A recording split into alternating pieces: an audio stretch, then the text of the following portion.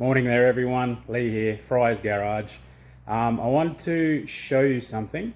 Obviously I'm doing a lot of historical cars, repairs and restorations and blah blah blah these days.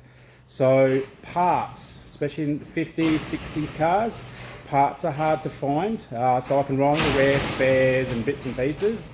But there's some other things, some components that I actually physically need rebuilt. So I just wanted to show you one, which if he wasn't around, I'd be in trouble. There's a couple around in Australia, but this guy is good, and I've got to mention him. So it's basically the ball joint doctor, all right, over in Victoria. Now I have a Chrysler, a 1959 Chrysler I'm doing some work for.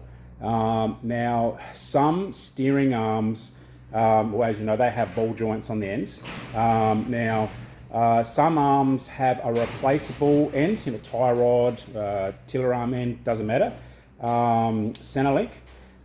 Some ball joints are actually pressed into the end of the steering arm, and, well, people just replace the whole arm because you couldn't change the actual wearable part, which is the ball joint, the socket. So there's been a few guys over the years that have been able to legally rebuild that socket ball. So either change the ball or rebuild and just resurface the actual socket itself. So ball joint doctor, I'll send a link and a picture of his card. Now I'm just going to turn the camera around and show you how these parts are amazing. I couldn't get them in America, not locally. I had no choice but to get them rebuilt by somebody, and lucky he's still around. But I tell you, he's getting on now. But you got to remember him because he will save you. It's a little bit costly, but I tell you what, it's worth every second. All right, so I'll turn the camera. All right, check this out, guys. So look, the arms when I pulled them off just generally looks like that. All right, I cleaned them up. I've actually got two of these replaceable tie rods coming from America, but the center link, you can see how they are not replaceable as such. They're not a screw-on for me and you guys to do at home. So what he does is he basically machines the end, takes the cap off, pulls the socket out, all right, puts a Teflon coating in there, puts it all back together, puts a nice new dust seal on there, paints it. This is good for another 60 years, you know, and also favourably he's put an 1/8 thread in there so I can put a grease nipple. So now this will last longer than what it would have before.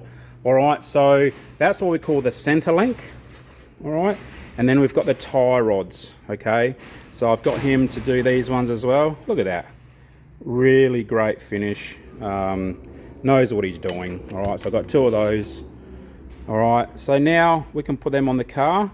That car's going to be safe, and I don't have to do any more running around and phone calls to America. And you know, a lot of cars, they have the same parts, but sometimes you just don't have the time. Business is business. I can't make money if I'm always on the phone or on emails, etc. So we need to use these people and keep it in Australia. Don't think you can't get parts until you have exhausted all avenues. All right, so there you go. Ball joint doctor over in Victoria. I'll give you the link, send you the picture of the card, and yeah, now I can go and fit the car. It'll be ready for the customer's daughter's wedding, and I feel it's safe. Nothing's going to fall apart because it was pretty bad. Some of those sockets are like really worn. So yeah, happy Easter, guys. Take care of yourselves, and I'll see you in the new video next time. Right on, mate. Cheerio.